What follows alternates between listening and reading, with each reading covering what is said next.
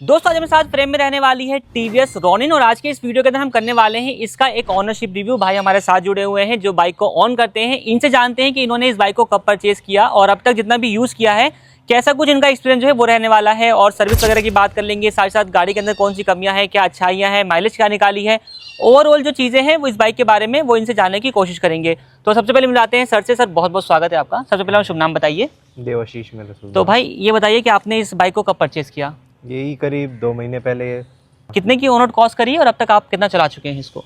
On road यही 1.5 लाख में आ जाती है करीब। ठीक है। और क्या कहते हैं फाइनेंस वगैरह आप कराओगे तो ये करीब 180 तक की पड़ जाएगी। वो एडिशनल आपको जुड़ जाएगा? हाँ वो एडिशनल जुड़ जाता है, जैसा भी रहता है जितने का भी आप बनाते हो उस हिसाब से जुड़ जाता है, डिपेंड करता है। हाँ। और कितनी किलोमीटर आपने चला दी होगी अब तक? और अभी तक ये 1200 किलोमीटर चल चुकी है। और अभी इसके साथ मैंने एक ट्रिप वगैरह भी मारी थी। अभी ये फरीदा पानीकोट लेक बहुत फेमस हुआ था तो दोस्तों के साथ वहीं गए थे। अच्छी खासी एवरेज निकाल के दी थी इसने वहाँ पे। ठीक है, मतलब एक अच्छा एक्सपीरियंस बाइक के साथ आप कर चुके हैं। तो ये बताइए सर सबसे पहले ये कौन सा वेरिएंट रहने वाला है? ये बेस वेरिएंट है पूरा। बेस वेरिएंट ब्लैक कलर के साथ में। ब्लैक कलर आई थिंक इसका एक शोरूम कॉस्ट 1,27,000 का आसपास का है। ऑन रोड 1.5 लाख के करीब पहुंच जाती है। तो जब आप परचेज करने की सोच रहे थे तो कौन कौन सी बाइकें आपने और देखी और इसको कैसे फाइनलाइज किया आपने? इसके साथ मतलब कंपटीशन में जैसे हंटर 350 है और इसके साथ जाओ वोवर भी पड़ती है और एक्सएसआर भी पड़ती है इसके साथ साथ। तो तीनों देखी, तीनों चारों जितनी भी थी देखी हमने। ठीक है। और इसका माइलेज और बजट में भी पड़ रही थी और अच्छी भी थी लुक वगैरह भी इसके, तो ले ली फिर। ठीक, अगर स्पेसिफिकली बात करें जैसे हंटर को क्यों छोड़ दिया, कोई खास रीजन? हंटर ऐसा कुछ नहीं है कि उससे दुश्मनी है, बस यही है कि थोड़ी बजट फ्रेंडली पड़ रही थी ये। हाँ, और कुछ नहीं। ठीक है। माइलेज भी अच्छा खासा निकाल के दे रही थी उससे। ये करीब 40 प्लस निकाल के दे देती है, वो 35 पे ही है। वो करीब 5 का डिफरेंस दोनों के बीच में रह जाता है। और बात करें एक्सएसआर की, तब लॉन्च हो गई थी, आपने ली थी? लॉन्च उस टाइम देखी नहीं थी इतनी, मतलब कुछ खास पसंद नहीं आई पापा को भी और मेरे को भी इतनी अच्छी नहीं लगी। मतलब ओवरऑल जो है आपके बजट के हिसाब से, आपके रिक्वायरमेंट के हिसाब से ये बाइक आपको सूट करी तो आपने इसको परचेज कर लिया। इससे पहले कोई बाइक यूज करते थे या फर्स्ट बाइक रहने वाली है? इससे पहले मेरे पास वो थी, क्या कहते हैं, CBZ एक्सट्रीम। ठीक है, तो मतलब पुराना एक्सपीरियंस रहा है आपका। तो जब आपने इसको परचेज किया, फर्स्ट ऑफ ऑल बात कर लेते हैं, 225 सीसी का इंजन है इसके अंदर। चलाने में ये बाइक कैसी है? चलाने में तो पहले से लेकर अब तक तो बहुत स्मूथ है। गियर शिफ्टिंग इसकी बहुत स्मूथ है और इसमें एक टेक्नोलॉजी आती है GTT, ग्लाइडिंग थ्रू ट्रैफिक।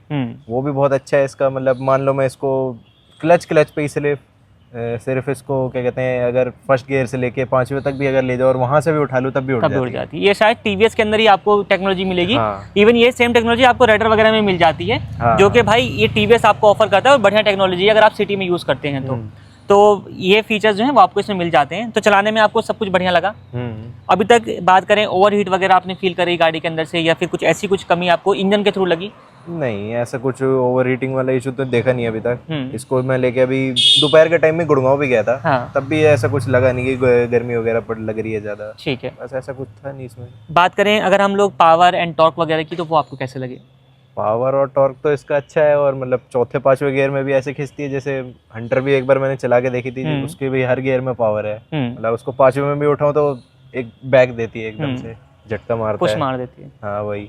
तो वैसा फील आपको इसके साथ भी आता है? हाँ। ठीक है, बात करें अगर हम इसकी ब्रेकिंग वगैरह की, तो अब तक वैसे मैक्सिमम स्पीड आप इसको क्या लेकर के गए होंगे? मैक्सिमम स्पीड एक बार मैं जब फरीदाबाद गया था तभी इसको 130 तक लेके गया था। 130 एक अच्छी स्पीड हो गई भाई। तो 130 पे ये टॉप स्पीड थी या फिर इसके ऊपर भी जा सकती थी? इसके ऊपर भी जा सकती थी अगर मैं अकेला बैठा रहता तो। ठीक है, ये विद पिलियन के साथ था? हाँ, विद पिलियन था। तो 130 पे जब आप इसको चला रहे थे तो फर्स्ट ऑफ ऑल स्टेबिलिटी वगैरह की बात करें तो कैसा रहा वहाँ पे? स्टेबिलिटी मतलब कुछ ऐसा खास, मतलब हिल नहीं रहा था, नॉर्मली बस मैंने ऐसे पकड़ रखा था, वही सेम जा रही थी विद द फ्लो। ठीक है, और बात करें ब्रेकिंग वगैरह की, तो ब्रेक करके देखा होगा आपने, मतलब नॉर्मल ब्रेकिंग वगैरह कैसी है इसकी? नॉर्मल ब्रेकिंग वगैरह तो काफ़ी अच्छी है और फ्रंट में ABS भी दे रखा है, तो काफ़ी बार मतलब एकदम से कोई सामने आ जाता है तो बचा लेती है। मतलब बेस वेरिएंट है तो उसमें आपको सिंगल चैनल ABS मिलता है। बट अगर आप इसके अपर वेरिएंट में जाते हैं तो उसमें आपको डुअल चैनल भी मिल जाता है। तो ये बताइए सर कि हाई स्पीड में कभी ब्रेकिंग वगैरह आपने करी है? हाई स्पीड में अभी तक तो नहीं करनी पड़ी। जो आपने करी है वो आपके कंट्रोल में रही है? हाँ, बाकी तो अभी तक कंट्रोल में ही रही है। सस्पेंशन की बात करें, फ्रंट में USB फॉक्स आते हैं और पीछे आई थिंक मोनोशॉक है। तो सस्पेंशन कैसे हैं इसके? सस्पेंशन आगे वाला जो अभी जैसे दे रखा है सस्पेंशन, वो वाला बढ़िया है और क्या कहते हैं कि उसमें झटके भी कम लगते हैं, ऐसा कंपनी का कहना है। और मैंने वो देखा भी है, क्योंकि उसके सस्पेंशन उल्टे पड़ जाते हैं तो वो टायर ऊपर आता है, ना कि हम नीचे जाते हैं। तो आपको झटके वगैरह जो है, मतलब ओवरऑल कहा है सस्पेंशंस बढ़िया है अभी तक। बात करें नाइट टाइम में कभी आपने चलाया, इसमें तो आपको LED सेटअप मिल जाता है, तो LED सेटअप का रिस्पांस कैसा है अपना? वो भी अच्छा है, उसका बीम भी मतलब थ्रो काफी अच्छा है, मतलब जैसे कोई हाई बीम में आ रहा होता है तो उसको मजा चगाने में मजा आता है, सीधा उसके मुंह पे पड़ती है। तो इसमें अभी तक कोई आपने लाइट्स के अंदर अपडेट नहीं कराया है? नहीं, अभी तक जैसी है वैसी है। इन फ्यूचर लगता है कि कभी आप ट्रिप वगैरह पे जाएंगे या आपको रिक्वायरमेंट पड़ रही है ऐसा कि इसमें कुछ अपडेट कराना पड़े, लाइक ऑक्सिलरी लाइट वगैरह लगानी पड़े, ऐसा कुछ लग रहा है आपको? हाँ, पड़ सकता है शायद, मतलब नाइट टाइम में तो बल्कि ज़्यादा विजिबिलिटी चाहिए होती है, और तो उस हिसाब से क्या पता लगाऊं अगर जब मैं जा सकता हूं। ठीक है, अभी सिटी में चला रहे हो तो सिटी में आपको बढ़िया चल रहा है? सिटी के टाइम में अभी तो ये बढ़िया है। ठीक है, 17 इंच के आई थिंक दोनों ही आपको व्हील्स मिल जाते हैं। कॉर्नरिंग वगैरह कभी करके देखी ऐसा कुछ? टायर कैसा रहता है, मतलब चिपक के चलती है बाइक वगैरह ऐसा? पूरा चिपक के ही चलती है, ऐसा तो है नहीं कि कभी स्किड मार गई हो, पर जब अभी तक तो मारी नहीं है वैसे, पर पूरा कॉर्नरिंग में तो सही है। सही है। सर्विस हो गई इसकी? हाँ, फर्स्ट सर्विस हो चुकी है। तो बेसिक सर्विस ही होती है बेसिकली वो तो सर्विस एक्सपीरियंस की मैं बात करूँ तो वो कैसा लगा आपको? सर्विस एक्सपीरियंस बढ़िया था वैसे, और जो जो चीज़ें मैंने बोली वो सब करवा के दी इन्होंने, जैसे इसके पीछे वाला ब्रेक पैड वगैरह जो भी सारा क्लीन वगैरह करने का, और इसकी चेन ल्यूब वगैरह करने का, वो सब तो बढ़िया था। अराउंड इसकी सर्विस कॉस्ट मेरे को पड़ी थी 1300 के आसपास। 1300 के आसपास। तो और ये अपनी फ्री वाली सर्विस रहेगी? कितनी सर्विस फ्री मिलती है इसमें? फर्स्ट 3 सर्विस फ्री रहती हैं, एक शायद 750 किलोमीटर पे, और फिर उसके बाद आती है 1000 के पास, नहीं 1000 नहीं, 5000 के आसपास। 5000 के आसपास, मतलब एक अच्छा इंटरवल है सर्विस का। हाँ। कि एक लंबे टाइम के बाद जो है आप विजिट करेंगे। तो ओवरऑल सर्विस एक्सपीरियंस वहाँ पे आपको सब कुछ चीज़ें बढ़िया करके दी गई? कोई ज़्यादा टाइम लगा या कुछ कहीं वहाँ पे आपने कमी फील करी? नहीं, इतना कुछ, मैं जब गया था तब भीड़ नहीं थी, तो जल्दी हो गया था, मतलब मैं जल्दी फ्री हो गया था, करीब 12 बजे के आसपास गया था और 2 बजे फ्री हो गया। 2 बजे, मतलब एक अच्छे टाइम में 2 घंटे में सर्विस हो गई अपनी। बाकी भाई आपकी हाइट क्या होगी? मेरी हाइट है करीब 5'11". 5'11". तो भाई यहाँ पे आप चेक करें कुछ इस तरीके का, भाई के बैठने के बाद भाई दोनों पैर आराम से टच होने वाले हैं, ये आप यहाँ पर देख सकते हैं। तो सिटी वगैरह में मैनोवर करना, इसको लेकर के जाना तो आसानी से हो जाता है? हाँ, मतलब मेरे एक छोटा दोस्त भी है थोड़ा, हाँ। तो वो भी चलाता है तो उसके भी पाँव पहुँच जाते हैं इस पे। तो उनकी हाइट क्या होगी? उनकी होगी करीब 5, मतलब उससे नीचे ही है, 5'6" के आसपास है। 5'6" नॉर्मल जो होती है हम लोगों की।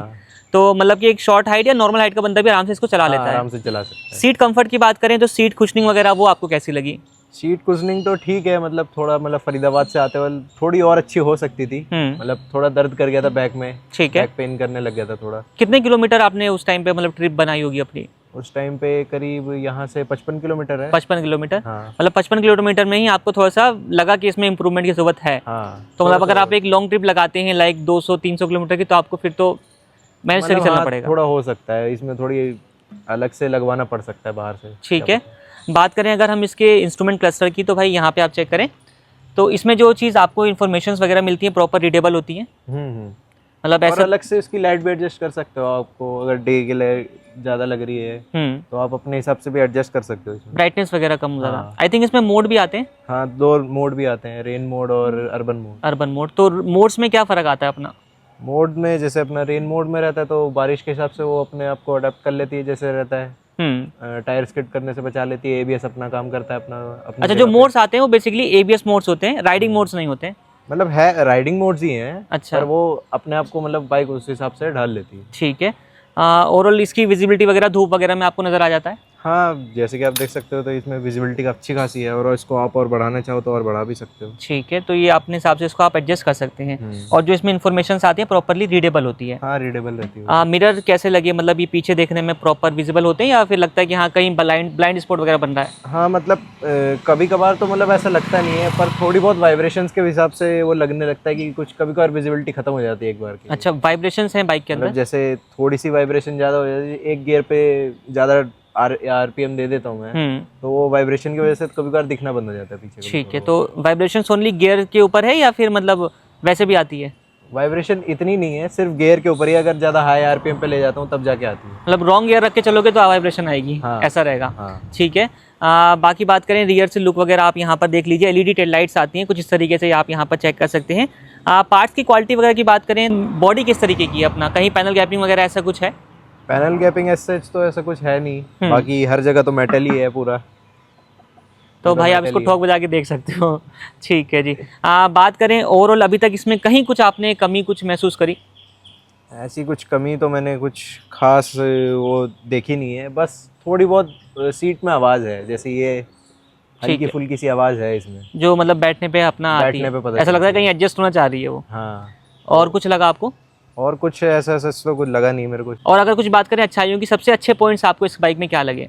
सबसे अच्छे पॉइंट्स तो ऐसे काफ़ी सारे हैं, मतलब अब माइलेज अच्छी खासी दे देती है ये, और क्या कहते हैं, राइडिंग कंफर्ट भी इसका थोड़ा मतलब अच्छा ही है। मतलब थोड़ी सी सीट कुशनिंग इसकी अच्छी हो सकती थी, पर फिर भी अच्छी है, और बढ़िया ही है बाकी सारी बाइक पूरी। ठीक है, मतलब माइलेज भी अच्छी है, और राइडिंग का ऐसा है कि अगर आपको पसंद नहीं आता तो आप इसमें आफ्टर मार्केट लगवा सकते हो, कुछ अपडेट वगैरह करा सकते हो।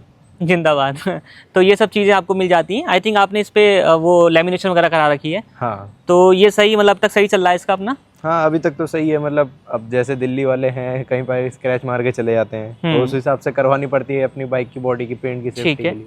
अगर मैं आपसे पूछूं, जैसे सपोज दैट आपने इसको एक अच्छा एक्सपीरियंस कर चुके हैं, आप इसको 1200 किलोमीटर चला भी चुके हैं, 2 महीने से ऑन कर रहे हैं, कोई भाई अगर आपसे रैंडमली पूछता है कि भाई ये लूँ या हंटर लूँ, तो आपके लिए मतलब इसको रिकमेंड करने के लिए क्या क्या पॉइंट्स रहेंगे?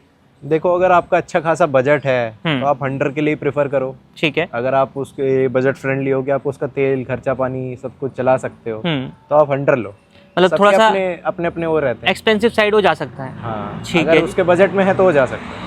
बाकी अगर हम बात करें माइलेज वगैरह की, तो आपने सिटी और हाईवे आई थिंक दोनों एक्सपीरियंस कर लिया है अभी तक। हाँ, तो माइलेज वगैरह कितनी कुछ निकल रही है अपनी बाइक से? माइलेज देखो, सिटी में तो अराउंड 35 या 35 के अराउंड मिल जाएगी। ठीक है। और अगर हाईवे पे जाओगे तो ये आराम से 40 निकाल देती है। और सिटी भाई वो दिल्ली एनसीआर वाला जो ट्रैफिक है वो रहता है, जो कि आप यूजुअली देखते हैं, और हाईवे तो नॉर्मल आपको मिल जाता है। तो इस तरीके की माइलेज आपको मिल रही है। तो 35 और 40 की आपको माइलेज मिल रही है अप्रोक्स। तो माइलेज के टर्म्स में अगर मैं पूछूं आपसे कि ये सेटिस्फैक्ट्री है, मतलब जो आपने एक्सपेक्टेशन लगाई थी या जो सोचा था उसके हिसाब से सही मिल रही है?